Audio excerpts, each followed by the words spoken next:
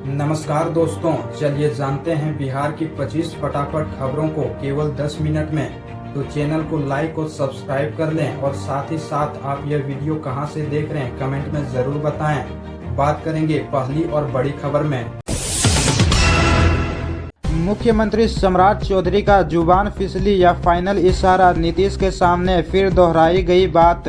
2 जिलों में एक जैसी घटना से चर्चा तेज हो गया है। यह केवल एक बार की गलती नहीं लगती, बल्कि लगातार 3 जिलों में हुई घटनाओं ने इसे चर्चा का विषय बना दिया है। पहले भागलपुर, फिर नवादा में मंच से एंकर द्वारा सम्राट चौधरी को मुख्यमंत्री कहकर संबोधित किया गया। नवादा में आयोजित कार्यक्रम के दौरान जैसे ही डिप्टी सीएम सम्राट चौधरी मंच पर उठे, एंकर ने कहा, मुख्यमंत्री जी का जोरदार तालियों के साथ स्वागत कीजिए। इस घोषणा के बाद कुछ पल के लिए माहौल अलग ही बन गया। एंकर की इस टिप्पणी पर सम्राट चौधरी ने कोई आपत्ति नहीं जताई। वे हाथ जोड़ते हुए माइक की ओर बढ़े और सामान्य ढंग से अपना संबोधन शुरू कर दिया। उनके इस व्यवहार ने भी लोगों का ध्यान खींचा। बाद में मुख्यमंत्री का उनके पीठ पर हाथ रखकर यह कहना कि अब यही देखेंगे काफी कुछ बयां कर रहा है। सहरसा में अब गोदाम से नहीं मिलेगा गैस सिलेंडर, सिर्फ होम डिलीवरी से होगी एलपीजी की सप्लाई। घरेलू गैस की किल्लत और कालाबाजारी की लगातार मिल रही शिकायतों के बीच बुधवार को जिला पदाधिकारी दीपेश कुमार ने प्रखंड क्षेत्र के सीहोल स्थित वन देवी इंडियन गैस एजेंसी का औचक निरीक्षण किया। निरीक्षण के दौरान डीएम ने गैस गोदाम से हो रहे वितरण पर तत्काल रोक लगा दी और एजेंसी संचालक को सख्त निर्देश दिया कि बुकिंग कराने वाले उपभोक्ताओं को अब केवल होम डिलीवरी के माध्यम से गैस सिलेंडर उपलब्ध कराया जाए। निरीक्षण के समय गैस गोदाम पर बड़ी संख्या में उपभोक्ता मौजूद थे। डीएम ने सभी उपभोक्ताओं को वापस भेजते हुए भरोसा दिलाया कि उन्हें घर घर गैस सिलेंडर की आपूर्ति सुनिश्चित की जाएगी। साथ ही उन्होंने मौके पर मौजूद उपभोक्ताओं से कालाबाजारी को लेकर गहन पूछताछ कर आवश्यक जानकारी भी जुटाई। दरभंगा में 7वीं की छात्रा की हत्या में आवासीय विद्यालय की वार्डन को आजीवन कारावास। SC/ST एक्ट के विशेष न्यायाधीश शैलेंद्र कुमार की कोर्ट ने 7वीं कक्षा की एक छात्रा की निर्मम हत्या के जुर्म में एक महिला अभियुक्त को सश्रम आजीवन कारावास की सजा सुनाई है। अदालत ने यह सजा बहेड़ी स्थित कस्तूरबा गांधी बालिका आवासीय विद्यालय की तत्कालीन वार्डन पटना जिले के पालीगंज के ग्राम पतोना निवासी रेखा सिंह को दी है। उसे यह सजा उक्त विद्यालय में आवासित एक बालिका की हत्या के अभियोग में दी गई है। अदालत ने इस जघन्य मामले की सुनवाई पूरी कर 10 मार्च को ही आरोपी वार्डन रेखा सिंह को BNS की धारा 108 और SC/ST एक्ट की धारा 325 में दोषी घोषित कर जेल भेज दिया था।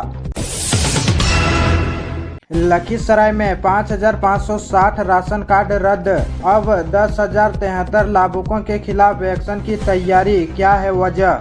सरकार द्वारा गरीबों को फ्री राशन उपलब्ध कराने की योजना के तहत कई संपन्न परिवार भी राशन कार्ड बनवाकर लाभ ले रहे हैं। इसे रोकने के लिए सरकार ने स्पष्ट किया कि 2.5 एकड़ से अधिक जमीन वाले, प्रधानमंत्री किसान सम्मान निधि योजना के लाभुक, इनकम टैक्स जमा करने वाले, वार्षिक आय 1,20,000 रुपये से अधिक वाले और 4 पहिया वाहन वाले परिवारों का राशन कार्ड रद्द किया जाए। इस कार्रवाई के तहत अनुमंडल पदाधिकारी प्रभाकर कुमार ने जिले के 15,783 राशन कार्ड धारियों को नोटिस भेजकर 11 फरवरी 2026 तक अपना पक्ष देने को कहा था। कुछ लोगों ने अपना जवाब दे दिया है, जबकि नोटिस मिलने के बाद चानन प्रखंड के 150 राशन कार्ड धारियों ने अनुमंडल पदाधिकारी को आवेदन देकर राशन कार्ड रद्द नहीं करने का अनुरोध किया है। बिहार लौटने की तैयारी में चिराग पासवान, सीएम चेहरे को लेकर चर्चा तेज, क्या एनडीए और नीतीश साथ देंगे? सांसद अरुण भारती ने कहा कि यदि एनडीए के शीर्ष नेतृत्व की सहमति हुई तो उनकी पार्टी के राष्ट्रीय अध्यक्ष सह केंद्रीय मंत्री चिराग पासवान बिहार की राजनीति में सक्रिय भूमिका निभा सकते हैं। उन्होंने कहा कि उनकी पार्टी शीर्ष नेतृत्व से चिराग पासवान को बिहार का मुख्यमंत्री बनाने की मांग करती रही है। सांसद ने कहा कि चिराग पासवान लंबे समय से बिहार फर्स्ट, बिहारी फर्स्ट के विजन की बात करते रहे हैं। यदि उन्हें बिहार की जनता की सेवा मुख्यमंत्री के रूप में करने का अवसर मिलता है तो वे अपने विजन के माध्यम से राज्य को देश के अग्रणी राज्यों की श्रेणी में ला सकते हैं। उन्होंने यह भी कहा कि चिराग पासवान का भी मन बिहार लौटकर राज्य की सेवा करने का है। बिहार में बकरी को बकरा बताकर बेचा, सुई धागे से किया लिंग परिवर्तन, वजन बढ़ाने के लिए पंप से भरी हवा। वाल्मीकि नगर क्षेत्र के एनपीसीसी निवासी मिथिलेश कुमार ने मीट विक्रेता पर आरोप लगाते हुए वाल्मीकि नगर थाना, प्रखंड विकास पदाधिकारी और अनुमंडल पदाधिकारी बगहा को आवेदन देकर कार्रवाई की मांग की है। उन्होंने आरोप लगाया कि मीट विक्रेता बकरी को बकरा बताकर अधिक दाम में मटन बेच रहा है और मांस में सुई धागा मिलने से उनकी पत्नी घायल हो गई।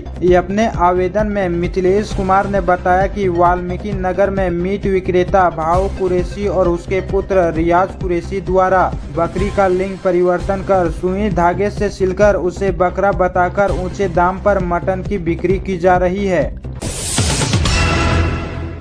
बिहार में सामाजिक सुरक्षा पेंशन के लिए करवानी होगी ई-केवाईसी, 31 मार्च है लास्ट डेट। प्रखंड में सामाजिक सुरक्षा पेंशन योजनाओं के लाभार्थियों के लिए 31 मार्च तक जीवन प्रमाणीकरण ई-केवाईसी कराना अनिवार्य कर दिया गया है। निर्धारित समय सीमा तक प्रक्रिया पूरी नहीं करने वाले लाभुकों की पेंशन राज्य स्तर से स्वतः बंद कर दी जाएगी।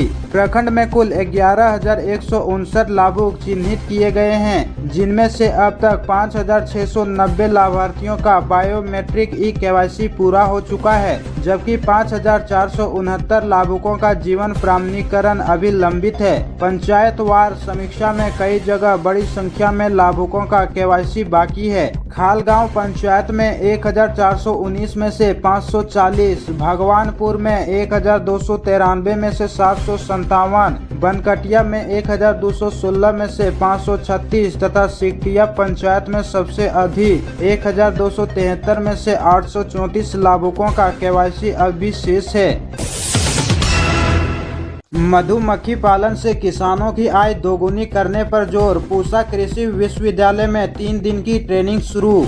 डॉक्टर राजेंद्र प्रसाद केंद्रीय कृषि विश्वविद्यालय पूसा में मधुमक्खी पालन पर 3 दिवसीय प्रशिक्षण कार्यक्रम का शुभारंभ किया गया। प्रशिक्षण का उद्देश्य वैज्ञानिक पद्धति से मधु उत्पादन को बढ़ावा देना, उद्यमिता को सशक्त करना तथा उत्पाद के मूल्य संवर्धन पर बल देना है। कार्यक्रम का उद्घाटन करते हुए कुलपति डॉक्टर PS पांडे ने कहा कि मधुमक्खी पालन एक लाभकारी व्यवसाय है जो किसानों की आय बढ़ाने में महत्वपूर्ण भूमिका निभा सकता है। उन्होंने किसानों से अपील की कि वे इसे वैज्ञानिक तरीके से अपनाएं और मधु उत्पादन के साथ साथ उसकी ब्रांडिंग व मूल्य संवर्धन पर भी ध्यान दें। उन्होंने बताया कि विश्वविद्यालय इस दिशा में कार्य कर मधुमक्खी पालकों की आय 2 से 3 गुना तक बढ़ाने के प्रयास में जुटा है।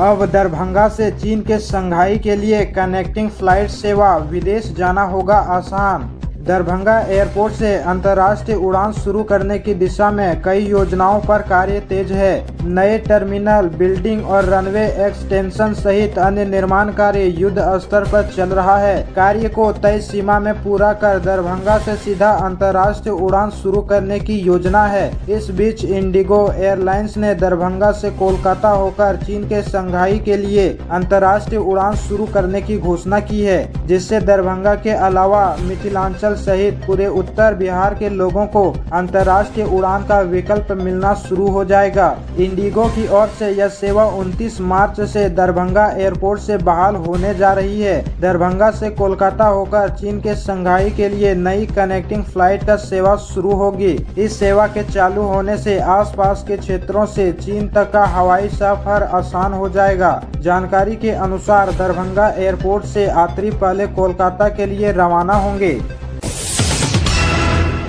अब शिक्षकों का होगा स्थानांतरण, रिक्तियों के आधार पर आवेदन करें। बिहार में दरभंगा जिले के 1.5 दर्जन उच्च माध्यमिक विद्यालयों में खुले मॉडल स्कूलों में विषयवार रिक्ति के आधार पर शिक्षकों का स्थानांतरण कर पद स्थापन किया जाएगा। ऐसे शिक्षकों को विभाग मॉडल स्कूलों में बच्चों को पढ़ाने के लिए विशेष आर्थिक समर्थन भी देगा, ताकि शिक्षक मॉडल स्कूल के मानक के अनुसार पठन पाठन कर सके। डीईओ विद्यानंद ठाकुर ने मंगलवार को विभागीय वीडियो कॉन्फ्रेंसिंग में मिले निर्देश के आलोक में बताया कि इच्छुक शिक्षक ई शिक्षा कोष के माध्यम से आवेदन कर सकते हैं। पोर्टल को कल से ही आवेदन के लिए खोला जा चुका है।